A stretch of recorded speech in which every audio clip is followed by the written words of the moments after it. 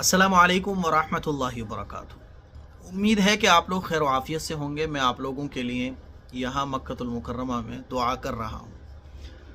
उम्रा करने वाले जो हजरात हैं तो वो दो तीन गलतियाँ ऐसी करते हैं कि उनको एहसास भी नहीं होता कि वो गलती कर रहे हैं, और अगर ये गलती बहुत टाइम के लिए हो जाए तो दम भी लाजिम हो सकता है। उन्हीं दो तीन गलतियों की तरफ मैं आज आप लोगों को मुतवज्जह करना चाहता हूँ। आज जब मैं खाना खा रहा था तो एक साहब उम्रा करके आए हुए थे, सई करके आए हुए थे, यानी उनका उम्रा जो है वो मुकम्मल हो गया था। तो उनके बाल पूरे के पूरे थे। तो उनके किसी मिलने वाले ने पूछा, अरे भाई क्या हुआ, उम्रा हो गया क्या? हाँ उम्रा हो गया। तो उन्होंने दूसरा सवाल किया कि बाल कैसे हैं फिर ये? कहने लगे कि पिछली बार जब मैंने उम्रा किया था तो मैं पूरा गंजा हुआ था, तो पहले बार में ही तो गंजे होते हैं, तो अब दूसरी बार में मैंने जगह जगह से बाल कटवा लिए हैं। तो उन्होंने कहा अच्छा ठीक है। ऐसे ही मैंने ये भी देखा कि उम्रा मुकम्मल करने के बाद लोग जगह जगह से बाल कटवा लेते हैं, यानी वो पूरा गंजा नहीं होते, हलक नहीं करवाते। पूरा गंजे होने को कहा जाता है हलक करवाना, और थोड़े से बाल काट लेने को कहा जाता है कसर। तो इस सिलसिले में बड़ी गलतफहमी लोगों के बीच पाई जाती है। देखिए, अफजल तो ये है कि उम्रा करने के बाद एहराम की पाबंदियों से, यानी आपका उम्रा मुकम्मल हो जाता है जब आपने सई की, और सई करने के बाद आप अपने बालों को कटवा लें। अब बालों को काटने के दो तरीक़े हैं। एक तो आप पूरे गंजे हो जाएं, जिसको कहा जाता है हलक, और यही अफजल है। रसूलुल्लाह सल्लल्लाहु अलैहि वसल्लम ने हज्जतुल विदा के मौके पर हुज़ूर अलैहिस्सलातु वस्सलाम ने हलक करवाया अपना, और अल्लाह के नबी सल्लल्लाहु अलैहि वसल्लम ने हलक करने वालों को दुआ दी, रहिमल्लाहुल मुहल्लिकीन, कि अल्लाह ताला हलक करने वालों पर रहमत नाजिल फरमाए। तो सहाबा इकराम ने अर्ज़ किया, या रसूल अल्लाह, जो कसर करवाते हैं उनके लिए भी दुआ फरमाए। तो हुजूर ने दूसरी मरतबा भी हलक करने वालों के लिए दुआ फरमाई, और तीसरी मरतबा भी हलक करने वालों के लिए दुआ फरमाई, और चौथी मरतबा अल्लाह के नबी ने कसर करने वालों के लिए दुआ फरमाई। तो हलक करवाने यानी पूरा गंजे होना ये अफजल है। अब कोई अगर पूरा गंजा ना होना चाहे तो उसका तरीक़ा है, उसको कहा जाता है कसर, और उसका तरीक़ा ये होता है कि एक पोरे से अगर आपके बाल ज़्यादा बड़े हैं, मान लीजिए एक पोरे से अगर आपके बाल ज़्यादा बड़े हैं, तो फिर आप जो है अपने बालों को चारों तरफ से, यानी सारे बालों को कटवा लें एक पोरे के बराबर कम से कम, ठीक है। और अगर आपके बाल जो हैं वो छोटे ही इतने हैं कि एक पोरे के बराबर भी नहीं हो रहे, तो फिर आपको पूरा गंजा होना पड़ेगा। और अगर आपके बाल बड़े हैं तो फिर एक पूरा कम से कम आपको बाल चारों तरफ से काटना पड़ेगा।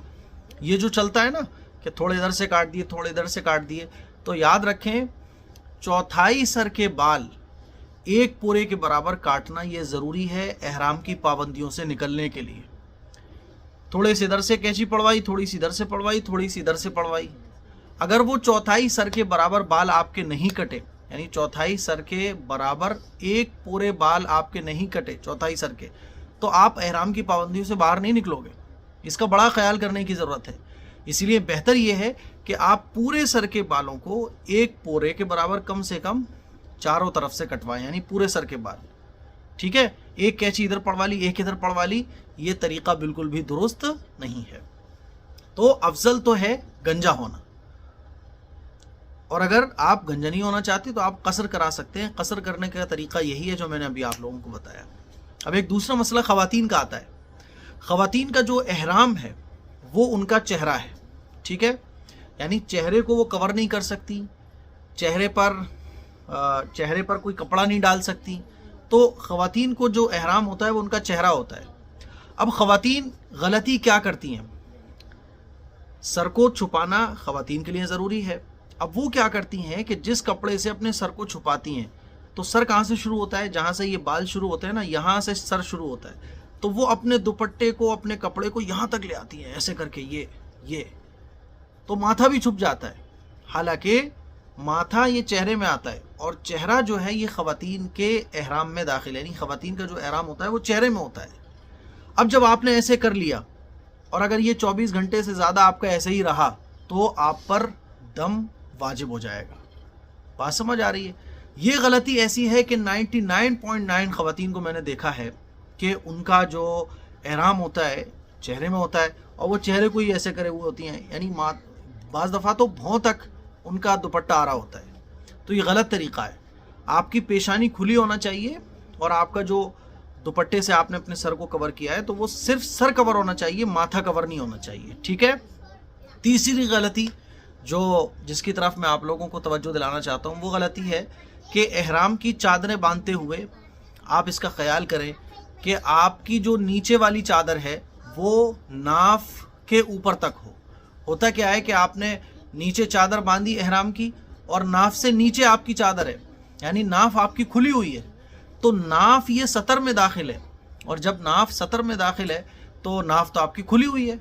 تو یہ بھی ایک ایسی چیز ہے کہ اگر زیادہ ٹائم تک مان لیجئے یہ آپ کا یہ سطر کھلا رہا تو دم لازم ہو جائے گا آپ پر۔ اسی لیے جب آپ چادر باندھیں تو لمبی چادر لیں آپ، تاکہ آپ کی ناف بھی ڈھکی رہے، ٹھیک ہے؟ تو یہ 3-4 غلطیاں ہیں جس کی طرف میں نے آپ لوگوں کو متوجہ کرنا ضروری سمجھا، ٹھیک ہے؟ آپ ان 3 باتوں پر ذرا غور کریں اور جب عمرہ کرنے آئے تو عمرے کے مسائل سیکھیں۔ ہوتا کیا ہے کہ ہم لوگ عمرہ شوق میں کرنے تو آ جاتے ہیں، لیکن عمرے کے صحیح مسائل ہمیں نہیں معلوم ہوتے۔ ہمیں یہ نہیں معلوم ہوتا کہ بھئی ہم احرام کی حالت میں ہیں تو کیا کیا ہمارے لیے پابندیاں ہیں۔ بعض لوگ تو جو ہے نا وہ ساکس پہنے ہوئے ہوتے ہیں، بعض لوگ جو ہے نا وہ ہینڈ واش کر رہے ہوتے ہیں ٹوائلٹ سے آنے کے بعد۔ تو احرام کی بہت ساری پابندیاں ہیں، انشاءاللہ میں اس پر ایک لمبی کلپ بناؤں گا تاکہ آپ لوگوں کو ساری چیزیں احرام کے متعلق پتہ چل سکیں۔